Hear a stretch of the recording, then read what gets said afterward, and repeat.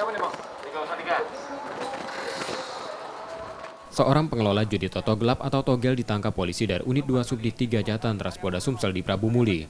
Tersangka biasa beroperasi di Dusun 5, Babat Supat, Musi Banyuasin, Sumatera Selatan, yang merupakan tempat tinggalnya. Dari pengakuan tersangka, ia sudah 1 tahun mengelola judi ini. Tersangka beroperasi selama 4 hari dalam 1 pekan, yang mayoritas pemainnya adalah warga sekitar.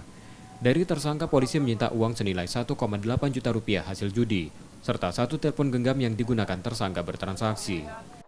Judian, yaitu perjudian judi togel, yang mana judinya judi Singapura.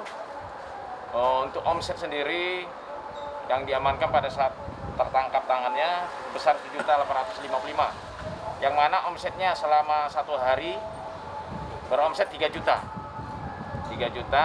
dan bukanya selama seminggu itu sebanyak 4 atau 5 kali.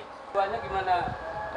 Sistem jualnya dia menampung via HP, lalu direkapnya di HP ini. Secara manual, berarti sudah online juga? Berarti Ya, secara online. Karena perbuatannya, kini tersangka ditahan di tahanan Polda Sumsel untuk proses hukumnya. Reski Oktora, Muklas Diferensial, Kompas TV, Palembang, Sumatera Selatan.